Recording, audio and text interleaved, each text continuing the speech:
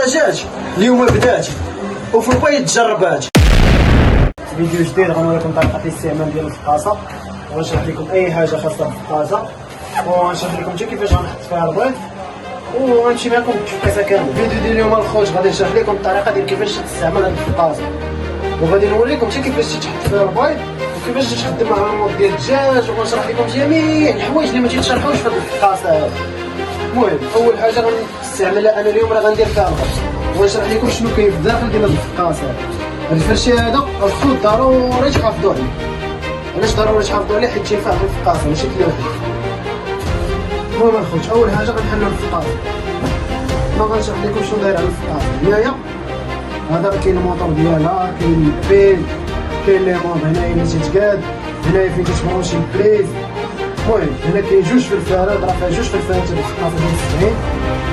كاين هذا راه تستعمل في ديال الدجاج، في ديال بيبي ديال الدجاج، وهذا هو اللي تيدير طريقه تدوير الدجاج.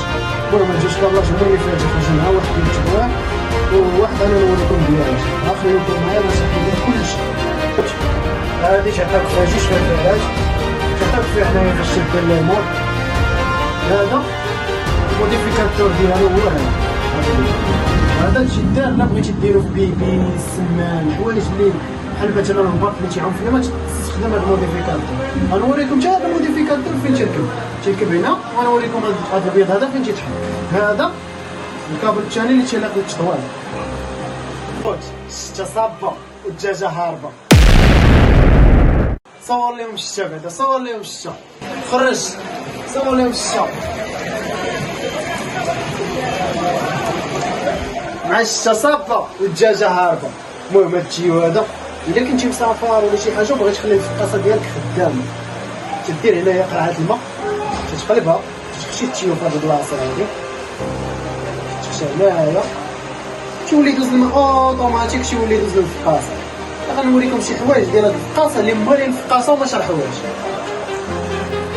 ثالث حاجه الخوت اللي هو الكابل هذا، الا تقطع عليك الضو تستخدمو هنا، تاخدي واحد الباتري ديال 220 فولت، هذا تيتاخد هنايا ياك، وهذا تيستعملو الا تقطع عليك الضو، تاخد واحد الباتري وتخدم بها. بالنسبه للناس اللي ما عندهمش الضو ولا شي لعيبه قليله تستخدمو بهاد العيبه.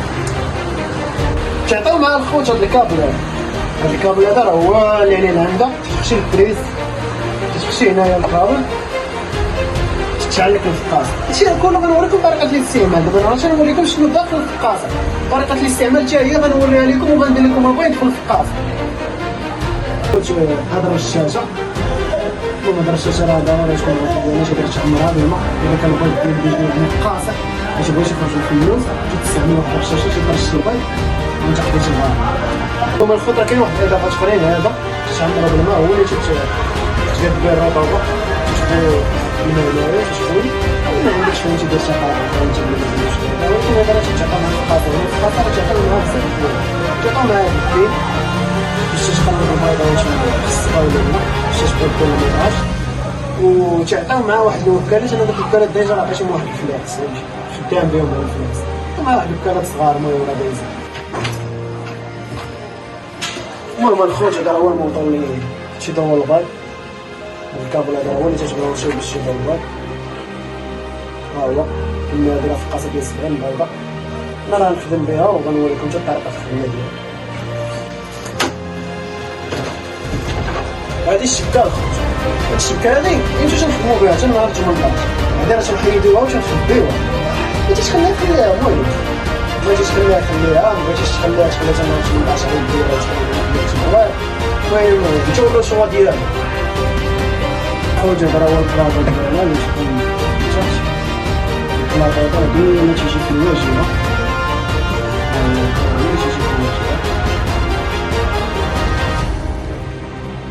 وهذا الخضره هو اللي تدوز هنايا الماء، باش تدوز الرطوبه. والايام الاخرين نهار 18 تدير الماء هنا، اللي خصو شي حاجه نصرح عليه على التفقيس هذا راه غنوريكم. وانا اصلا كلشي كيما قلت لكم غنوريكم طريقه الاستعمال، غنوريكم علاش تطلق الفقاصه، كلشي غنوري لكم، يعني كلشي مجرب.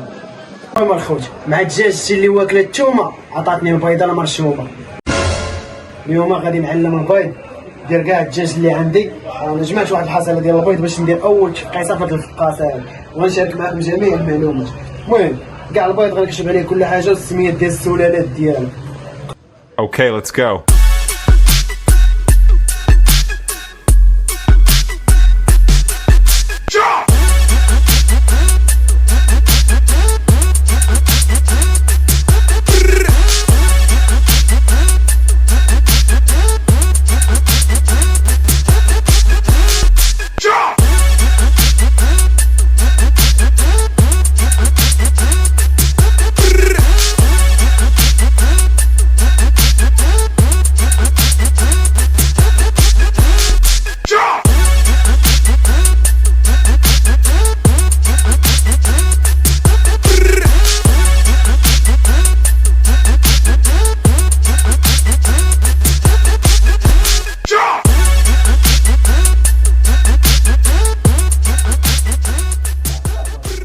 البيض اللي غنحط في الفقاص هنايا عندي بوسترالوط نوار،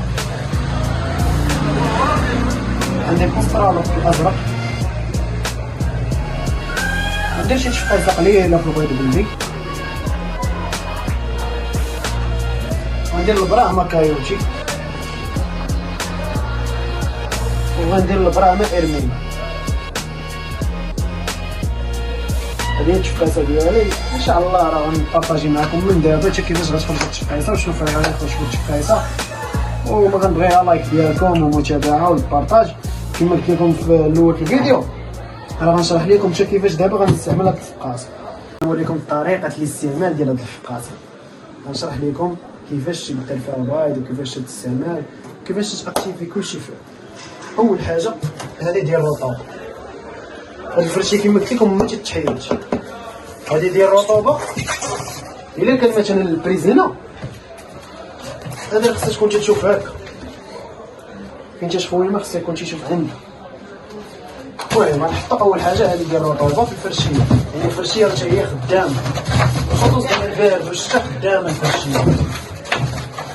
ثاني حاجه الخوت غندير فيها البلاطو كما قلت لكم هاد المرايه هذه اللي ما تتشوف عندي فاصل. المهم غندير دابا البلاطو ديالي،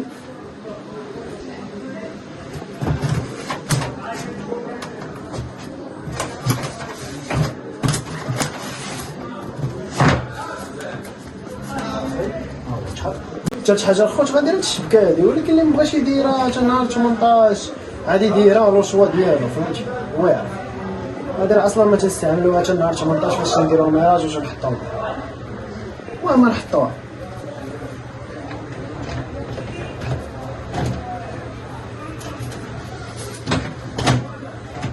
هو ديال التطوير، غنركبو دابا هنايا وغندير البيض فوراها وغنشعل الفقاصه ونوريكم كيفاش تشخر. هاد الاولى هذا راه هو تيكون تيشوف عندي، ايوا تيشوف عندي هنا.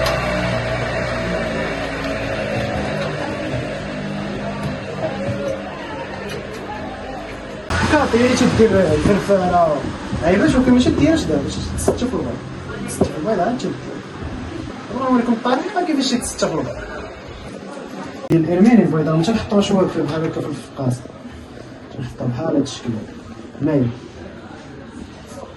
شا دابا غنستف البيض ديال الارميني، غنحط ملي تستاف ديما داك القمقم الصغير تيكون تيشوف هكا بحال تقول القبله ديالو ياك.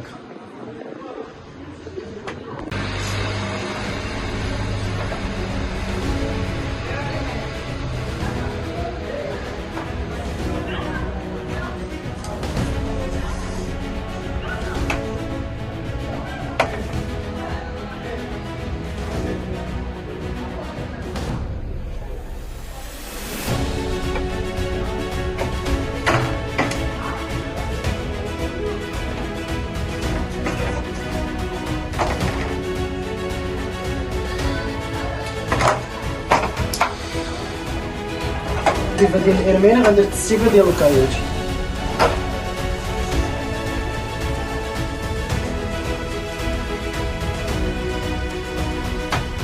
واحد النصيحه الخطره، الراس ملي تيخرج الفلوس راه واحد القمقم الساهل ماشي ملي تيخرج الفلوس، يعني فوت تشوف هادي تشوه ولا كان غيموت شي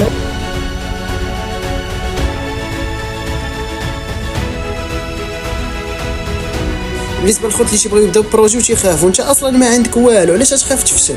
يعني انت اصلا باقي بادي فاشل، يعني ما عندك مناش تخاف انك تفشل. يعني انت اصلا البدايه ديالك فاشل، بادي من الزيرو، يعني ها بقى تعاود تعاود تعاود حتى غتهاكي الحياه، حيت انت اصلا بادي من والو، حتى غتصدق لك.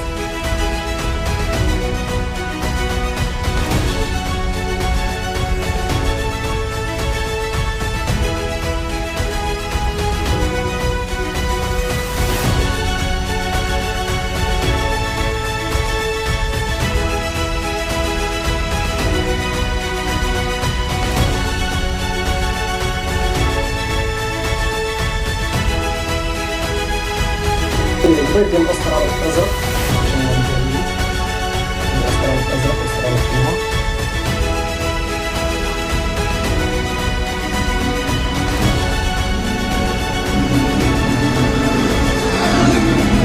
هذا الاسترالي الطلوبي.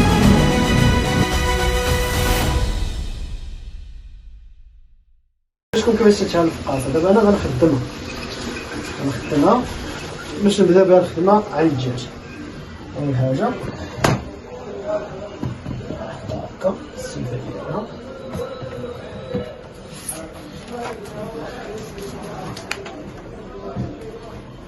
هكا راه محطوطة في القاصة ديالنا خدامة ناضية. دابا غنقادو الكابل هذا يبعد شوية باش هكا ناضي.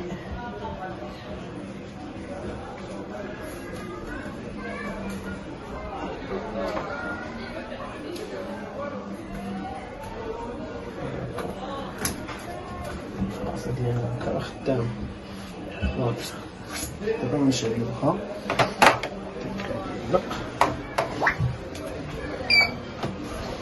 القاصة ديالنا هي شعلات دابا. دابا هكا نفورماط نخدمو المود ديال الدجاج. شوف هاهي خدامة الحرارة شنو هذا، غندير المود صافي.